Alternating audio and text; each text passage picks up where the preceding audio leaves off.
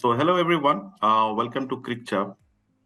Today I'm going to present a very good and dedicated team from GTA under 19 Women Cricket Leagues. And it is my privilege to talk to these ladies and the team members and talk about the journey they have started recently in GTA. So I will go over to Mr. Melvin, who will briefly introduce about this program, and then we'll take it from there. Over to you, Melvin. Well, thank you, Devesh, for having us at your platform today and hosting this. Very briefly, this thought came to a lot of our heads many years ago, and Mahindra, I think, has been dealing with the same situation where he wanted to promote women's cricket since maybe 2010 or 11, if I'm not mistaken. About the same time, I was getting involved, but due to circumstances, nothing came about till the beginning of this year when Mahindra came and saw me with Eric Lam. And we discussed about the women's under 19 because there was an opportunity for us to get the Canadian girls to go for the under 19 in 2024 for qualifiers. And hopefully, if they qualify, and I'm sure they will, then go on to the World Cup. Then Mahindra brought in Rohit, and Rohit's been involved with cricket for too many years. Pretty young guy, but still involved for many years. And having done all that, we met Farida, and then Arpita joined us. Basically, I think this group of people together are more dedicated than I've ever seen with cricket or with the sports, and they're dedicated to their students. And especially a congratulations to all the young ladies for coming forward and being a part of this. And I'll leave it up to Mahindra now to go ahead and give you some more facts and figures on this. Yeah, thank you, Melvin. We started. The first time I ever started a cricket team was with 5 schools and in the west end of Toronto. And we started with the 5 schools. We struggled at first to have girls because cricket was not a traditional sport for girls. And so the first year we had 5 teams. The second year we had 2 teams, then back to 4 teams. And it just keep going back and forth. For a while, we maintained the 4 teams, which is a minimum expectation in Toronto to have a team in schools, competitive teams. And then around 2014, we started playing outdoor cricket, and then it became more inclusive. We went from 4 teams to about 8 teams, and then up to 2019, just before COVID, we were up to 12 teams. And already this year, when we started back, we had 8 teams. So, and a lot of new schools are coming out, more in Peel and more in Toronto. And so this under 19 program, it's just a natural transition that I was hoping to have. Like the girls would play, and then we would talk about it, and they would ask, what's next? Is there things like scholarships? Is there a cricket in university? And sometimes it's a no, because it's usually the boys' game.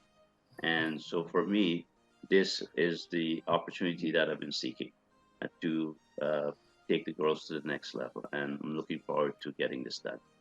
Rohit? So we'll talk about it, how you're going to make that bridge, right? Because I have seen a lot of people going into college and then looking for a new career opportunity. They drop out of cricket, right? And this is where even Cricket Canada is struggling to retain their young players.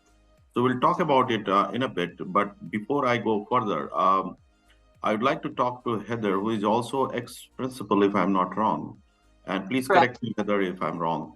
And I would like to understand what is your point of view on this excellent program this team has started. Over to you. To begin with, it's given them an opportunity that didn't previously exist. And it's obvious because it's growing exponentially, as has just been acknowledged. Also, the fact that when I was able to participate at the launch back in October, the enthusiasm by the young ladies that was demonstrated is obvious, and that their passion for the sport was obvious. There's a report out, and I think that one very much indicated, it was through the Jumpstart program.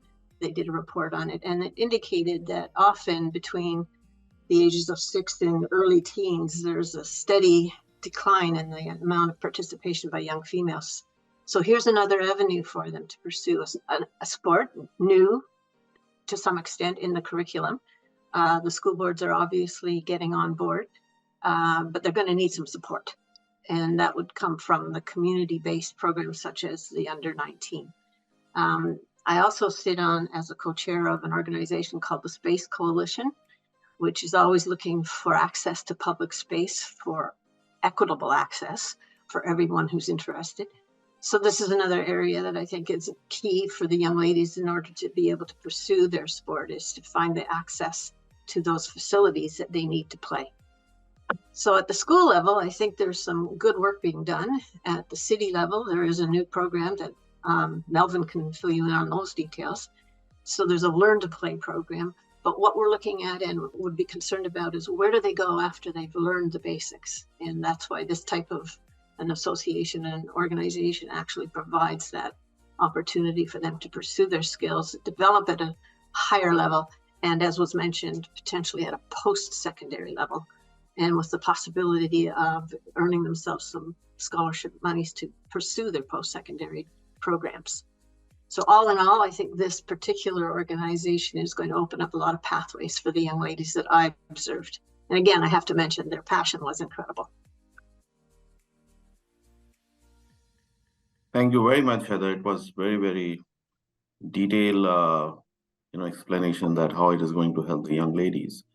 Coming back to this, my question that how you are going to bridge this league with the Cricket Canada, who is the official organization for the cricket body in Canada. Because this lady, if you cannot transit into the Cricket Canada or national team, maybe not the motivation factor for them, right? So how you are going to make sure that everyone who is playing under this league are noticed and picked up for the national squad and represent Canada in future? Well, I can answer a bit of it, and then I'll let Rohit and Mahendra join in too. To be very quick with it, we had a chat with Rajpal Bajwa, who's the president at the moment of Cricket Canada. And before that, we spoke with Mohammed Sheikh, who was very interested. So we are working in collaboration with Toronto District Cricket Association with Mohammed Sheikh as the president, who's promised us that being with their collaboration, we automatically come under the guidance of them being noticed. We'll play some matches in their league as a part of their league. And so far, his promises, whatever he promised us to help us with the first tournament, have been pretty much true to his word. Rajpal said that he will be going to India. I think he must have already gone, and to pitch the fact is that these young ladies that are playing will be noticed for sure. I spoke to one or two other directors of Cricket Canada who are very interested in our program. And in the long run, we just want a fair chance at these young ladies to be selected fairly. We don't want any favors for GT Under-19. I'm sure we'll get these girls up to that mark that there will be no competition. They will be so good. So that's our pathway to get to Cricket Canada through TND, and also with a promise from the president of Cricket Canada itself. Okay, thank you very much, Melvin. There's a very important question when we are talking about the Cricket Canada. Nowadays, because of the new coach, a new program has been started, and this coach has a very big emphasis on fitness and training. So how you guys are planning to have this fitness and training program with the young ladies so that they know the right stretches, right fitness programs, which suits their body, right? They should be listening to their body, because these are the formative years for the young ladies, right? So the way they prepare themselves, it will be long-lasting effect on their bodies. So how you're making sure that you have the right professional advice and the training program for the young ladies? I'll let Rohit and Mahendra answer that. I'll start this off, and I'll give it to you, Mahendra. Our goal in this whole objective here to get the girls to the World Cup is we want to make sure that we do it well, and we do it the right way. We're not trying to here's a team, and we get to the World Cup, and whatever happens. No, we want to put ourselves in the position to be successful, and what we are working we're working in collaboration with ICC Level 3 certified coaches. Devindra Teja and Holly Armtaraj will be with us. We have cricket programs developed for us already, and it's progressions where we work on specific skills every single session, and it's a heavy emphasis on fitness. We know the game is very fitness oriented, and we need to work towards that. And in the last week, we had our first training sessions, and fitness was a big component of it. And you can see how this realization of the girls that if you want to make it to the next stage, which we will, it's going to require a big heavy emphasis on fitness. So we want to do it the right way. We can't do it by ourselves. We've definitely collaborated with proper personnel who are trained to give us the right advice.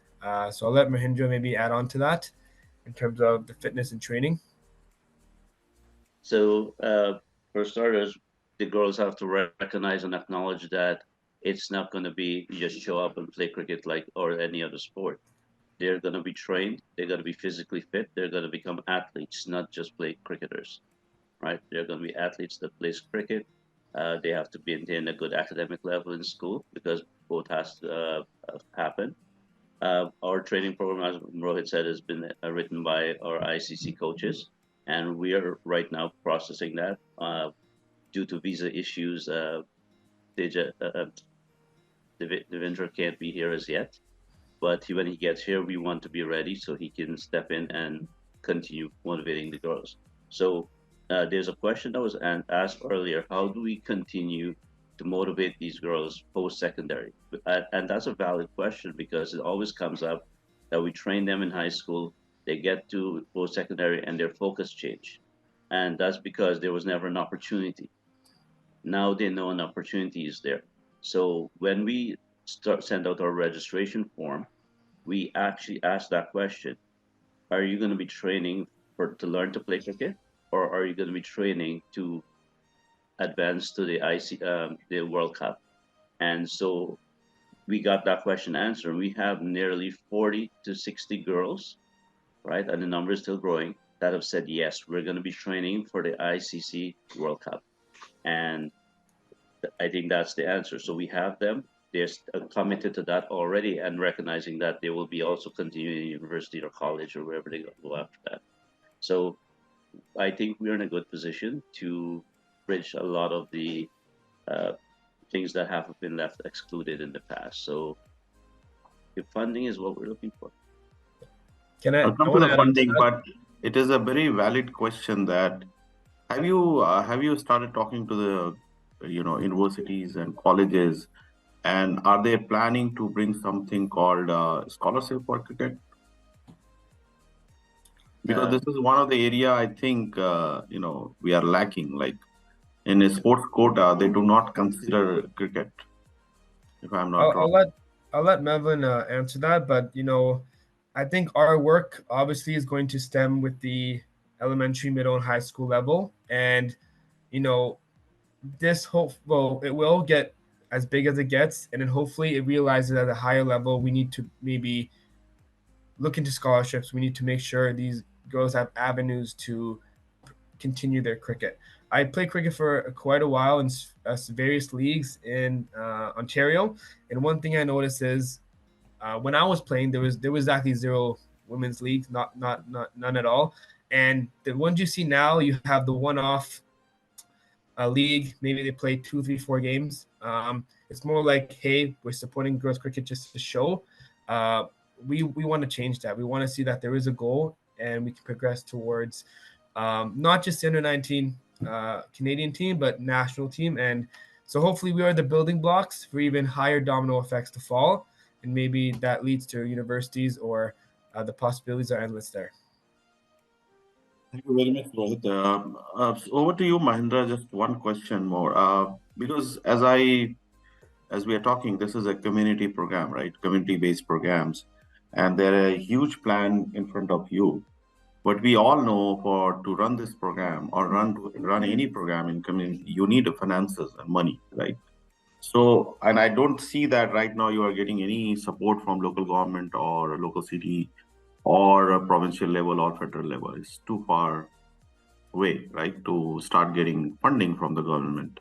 Yeah. So how you are going to manage your finances till you start getting support from government or sponsorship? Yeah. So Melvin is the expert in our finances, so we'll ask him to speak to that. Melvin? Well, to He is start with bringing all the me, finances. well, I hope we will succeed, and not hope, I know we'll succeed. For starters, we've given a couple of proposals to a few banks who are in conversation, and when the conversation starts, there'll be something coming up. Otherwise, you get a letter saying they're not interested, but they're asking more questions. There's a couple of other venues we have people we've been speaking to offline, and they are very involved with cricket and are looking at our program very closely. We wanted to start the trainings, which started 2 weeks ago, I guess, with Rohit School and then with Mahindra. And once the training starts, now we are inviting these people to come and see what's going on. I was very impressed. I haven't been to Rohit yet, but I was with Mahindra the other evening. And it was very interesting to see the girls coming, doing the stretches, doing the right things, getting ready to practice, which was very encouraging to see that the right things are being done. When these sponsors come, I'm sure they will see what I can see, and they'd be more than eager to get involved. So then we have a GoFundMe page, which we haven't aggressively got to, but we've started seeing money coming into the GoFundMe, into our account, which means that we just have to be consistent to tell family, friends, and other people around in the other sporting worlds. It's not just cricket, but I know there's a couple of people from soccer and baseball who said they will support us, which is great. Regarding going to universities and colleges and for the future, well, we have a couple of university students like Urpita, who's a part of the admin, and I'm sure she's going to advocate for this. And then we have Laureen Bodium and Heather Mitchell with us as our mentors. And I think there's no better advocates than them to advocate in universities and colleges. And I'm sure that in the future, with Mahindra and Rohit, Farida, and all, Eric and everybody else, with our advocating for this cause, I'm sure we'll get to that part as well. Thank you, Melvin. Over to my next question. I think it's very nice that you have started in GTA, but first question is whether you are open for other provinces, because I know many groups in other provinces, they are struggling and they are doing their best to arrange the finances and bring the girls together to play cricket. Like, so if they hear about this program and would like to connect to you, you are open for their inclusion, or you are just focusing in the GTA right now? And the I think I'll let second question is that, and which is a very, very vital and the hot topic in GTA and in Ontario, how you are going to arrange the park and the prime location and the because that leagues are growing, the other leagues are growing. So in this scenario where there is a very, what you say, limited parks for cricket, how you are going to manage and make sure that your girls and ladies get the right and the prime location at the prime time? Um, I guess I will start with that, but I think there are lots of pathways here that different people can contribute. I'm going to start by addressing the one, how do we include everyone? And we're teachers. We include everyone as a part of our nature. All our students are included in everything. So as far as the cricket program is concerned, it's going to be open to the entire country, right? Any female student or athlete that wants to play cricket, we recognize that they can come out and train with us, but we'll have a week when we're going to ask them to come out, let's say March break, when they can take the time off from school. If they can come out, spend a week training with us, and then they'll be evaluated and assessed like anyone else and be given the same opportunity like every other student or athlete that we have. We're not going to exclude anyone, no matter where they are, because at the end of the day, the under 19 team will become a national team. It's not a GTA team, it's a national team, and it must include everyone across the country, but it will be based solely on merit and judged by, and I think we had established in our constitution that it will be at least have a majority vote for every member that's selected. Okay. That's my thought. Melvin? Melvin, over to you. Well, just to let you know, Heather, Lauren, and myself have been advocating for women's cricket since the last 2-3 years, when we got some requests, I would say, not complaints, from the women that were in our national team, and they had something to say about that. And Heather can fill you in on our processes, what we're doing to make sure we secure space for these young ladies. And they will get the space. This much I can say. So, Heather, over to you to say a few words on that. To Melvin's point, we have had ongoing conversations with the City of Toronto, in particular, as relates to their new plan. They have a plan in place for facility development. But while they're doing that, we're hoping to be able to infuse the conversations with the need to make sure that everything is accessible and equitable. And right now, there are some reviews ongoing through our conversations with the permit department and with city representatives. And they are being made aware of the fact, and they're very conscious of the fact, that there aren't enough cricket pitches in the city to serve the needs of the people in the city, never mind outside. But they are also being made very aware of the fact that there has to be a consideration for the growth of the program. And that includes novice opportunities, learn to play, community-based opportunities, and in particular, those that are underserved groups, such as females, and also obviously those who have disabilities. But our ongoing conversations are becoming a little more productive, I would suggest, in that, yes, there is a high presence of competitive sport leagues, but we are making the city folks very aware, and they are now fully aware of the fact that there's a need to open up opportunities for organizations that are novice, newcomers, and for females in particular. So we're confident that they are hearing us, and it's now a question of how they respond. So we will continue, Melvin, myself, and Lorraine, to pursue that avenue with the city, and in particular with the permit folks that run the programs that offer this program permits. And Heather, I think you can give me more insight on this, because I'm not the expert on how this permit work, is done. But I think cities should prioritize it, right? Because if you see most of the leagues, these leagues are based for the mid-age and the, quite a aging people, which is good. Like we all need to be fit, right? So we need to play. But there should be some line where cities should try to allocate the resources first to the people who is going to represent Canada and who is the future for Canada, right? So our young peoples and young girls and boys are struggling to get the right fields. They get, worst of the fields and not the prime time. So it is a high time cities should allocate the resources accordingly. I'm not saying not to allocate to the people who are mid-age people. They should be allocated, but I think the cities should prioritize it. What do you think about it? Well, in point of fact, the policy does address that issue. It's a question now of making sure that that policy is enforced. It applies at both the school board level as well as the city.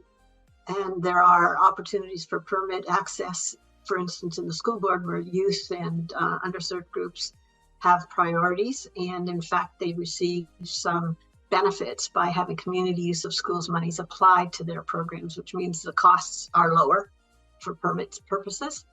But in the city, it's more challenging because of the restricted number of parks that are available. So that's the big balance. The balance right now is trying to get that equitable access, which we are working on. I think Brampton Mayor is already working on it. He has some ideas. In the last of the interview, when I asked this question to him, he said there is some news coming up. So I'm hoping that you guys can connect with him and try to find out if we can help with grounds for this excellent program. The only thing you have to do, bring some Brampton schools as well in your GTA under-19 leagues. And I think he will be helping you guys as well. So before going to the closing remark, I want to go to these young ladies who are player as well, managing your office, Melvin, one by one. And first, I'll give a chance to Arpita, who is also office administrator for this league.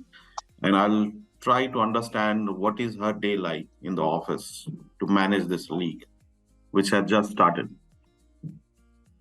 Okay, hi everyone. My name is RP. Melvin, mute yourself. My name is Arpita. I am currently a university student studying neuroscience. I was first introduced to cricket when I started working with Melvin, and I was always fascinated by his stories. I never played cricket, but I played other sports throughout my high school career. So I know the feeling of when the boys teams get more attention than the girls teams. So being part of a team where we work towards helping the girls achieve the recognition they deserve was always really important to me. Now, a day in the office with Melvin, it's it's honestly like it's not chaotic at all. It's it's very calm, and I really love working with Mahindra, Rohit, and Melvin, Farida, and Eric. They're very like nice people, and I don't know, I feel like the people that you work with, it really like the environment that you're in really sets the tone of how like successful you'll be. And I can already tell like by how they work that this is going to be a very good thing in the future. Thank you, Arpita. Thank you very much. Now we have, before we go to the closing remarks, we have four young ladies, the players, the batters, the bowlers, who, and I would like to pick up their mind, what they think about this program. So I will start with Hemani. So Hemani, over to you. I think that this program is really great and a really great opportunity. First, you need to tell me: are you a bowler or a batter or all-rounder? I just started playing cricket. So okay. And grade in school too. Grade in school, everything. Whole bio. Okay. I'm in grade 10, and yeah, I just started playing cricket. And I think that this cricket team is a really great experience for like all girls in the GTA and even across Canada. I hope that we can get to the World Cup, and this is really good because we can share interests through the GTA. And yeah. Okay, Ijma. Okay, so I'm Isma. I'm a first-year university student at McMaster University. And so in high school, because of COVID, I wasn't able to play my first 3 years, but when I was in grade 12, I was able to play for my school team. And I had a great time. We won ROPSA, we accomplished all these big things. And so when Mr. Mahotra told me about this opportunity for this, I was very excited because obviously it's going to open a lot of doors for young women. And also on top of that, the sense of camaraderie that I got from playing on a high school cricket team, like the relationship that I had with the girls was amazing. And I'm very excited to see how this can bring new friendships and stuff for all of us. Thank you, Ijma. Anaya? I'm Anaya Ali. I'm a grade 11 student, and I'm currently on our school cricket team. And I think to have this opportunity is something wonderful for all of us because even I think Isma and Mr. Malhotra, you guys also know this, but our first practice, when you look at that, when you reflect on that compared to where we are right now, I think there's already been so much progress. And just think about where we will be going towards using under 19 as our avenue. I think it's really exciting to see that. So yeah. Just not picking on you, Anaya, but just clicked in my mind that, do you watch cricket? Like recently there was a World Cup going on. Did you watch that? I did, yeah. It was exciting. Okay, and who's your favorite player? Like from men's and women's, doesn't matter. Oh, okay. My favorite, I'd have to say Babar Azam. I'm Pakistani, I have to bring that in. Yeah, good, great. Yeah, he's a great batsman. Yes. Okay. You're supposed to say my name, but it's okay. You're obviously there. You're up there. I can't say it. And okay, over to you, Srikshita. Can you switch on your video and so that we can see you? Sorry, my camera is not working right now. Okay, so introduce yourself and what do you think about this program? Few words. Hello everyone, my name is Srikshita Mankam. I'm currently in grade 11. I played cricket in my grade 10 career as a batter and a bowler. And we got third in the province. It's not great, but it's good. Pretty sure because we learned only for 1 month and we achieved that, so we're proud of ourselves for that. Mhm. And I'm really excited for U19 as when I heard about it from my coach in my high school, he was very excited to tell us about this. And he really encouraged us to join U19 as it's a very big thing for our country and also for ourselves. Yes. Definitely, indeed it is. Thank you very much, Sri Krista. And I hope that all of you will continue to enjoy cricket as much we did in our playing days and take the future of this country in cricket forward. I have no doubt that looking at all of you, the future for women's cricket in Canada is very bright. But before we close, who would like to give the closing remarks? Platform is open for all of you. Yeah, And I'd like to say something very quickly, and then I'll turn it over to Mohindra and Rohit. yeah, please. Regarding cricket fields and people using the fields, I think people will need to now start sharing those fields. At the moment, we don't have a problem getting fields. I'm working with a couple of people from the city itself, and they've already promised that they're going to help out and make sure we get fields for our girls um, for under 19 next year. So I don't see a problem with that. But what I do see a problem with, there's a lot of other cricket going on, and Toronto field should be used by people in Toronto first. A field should never go empty. I'm against seeing any sports field empty on a time when it should be used. But I think things should start at home before we start inviting the rest of the world to come onto our fields. And I think the city of Toronto is very well aware of that too. And we should see some changes in the coming while.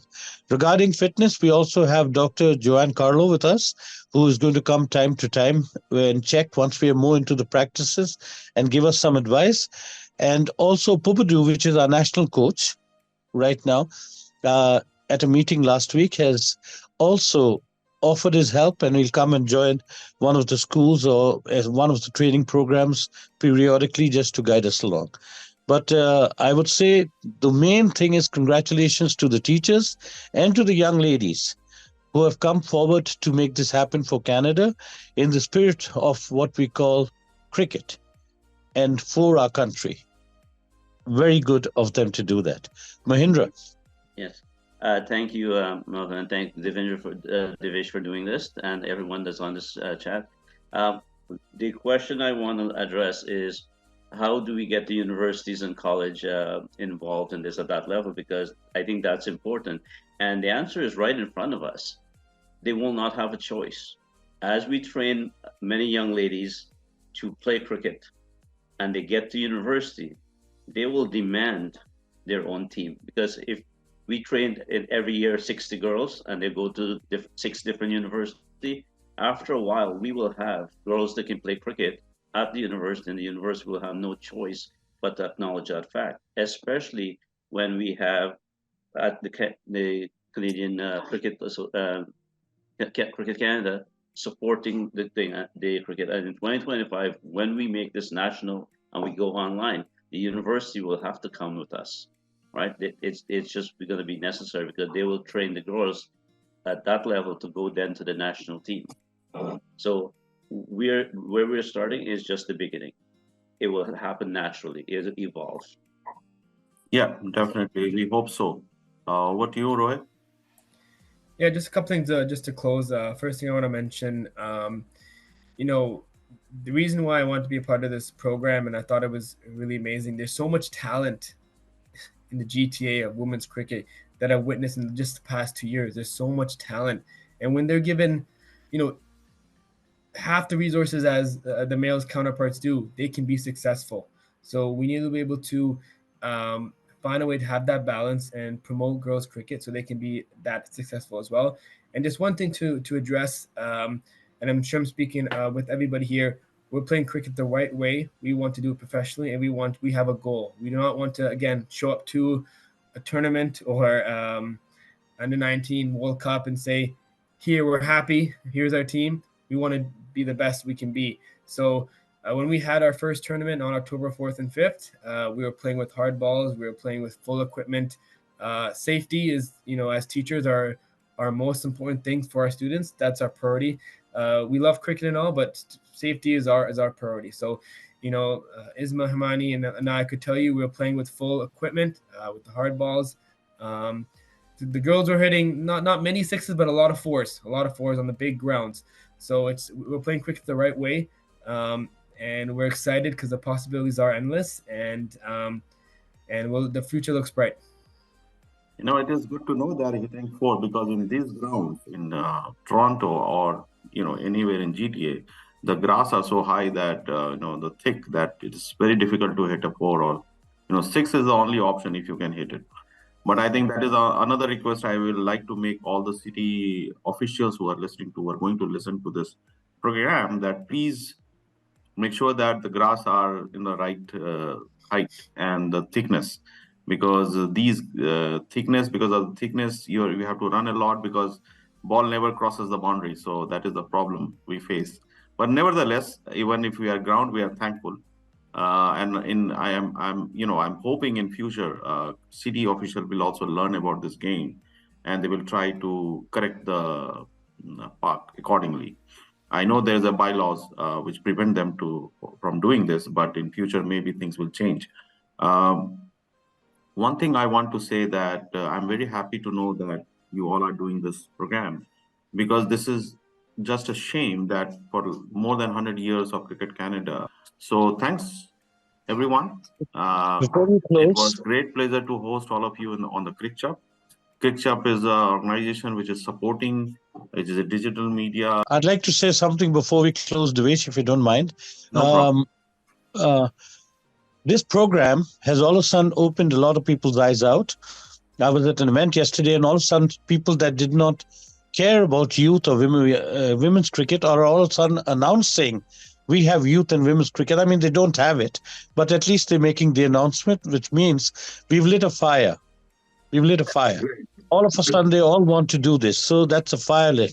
The second thing about the grass, what you said, after many years of me trying to tell the city about the grass, and it's not about cutting the grass slow, because you cannot cut this grass slow. It's the wrong grass. And eventually at the cricket reference group in the city, I had to say it out loud, this is the wrong grass. They need to change the grass. You have to put a different kind of grass that will not burn. The only reason city doesn't cut it low, because it burns. But if we have the right grass, the problem will be solved. The only problem is that it takes away time from the leagues and everybody else, because to lay the grass, you need to lay it, and you might lose a month of play. So I'm hoping that somebody from the city hears this and calls me, and I can help them if they need. Not a problem. I'm always available. Thank you. Okay, you will get a call very soon. Thank you very much, all of you. Okay. Have a nice Sunday. Thank you. Thank you, Devesh. And you Thank you, too. everybody. Thank you, everybody. Thank you. Bye-bye. Have a good night.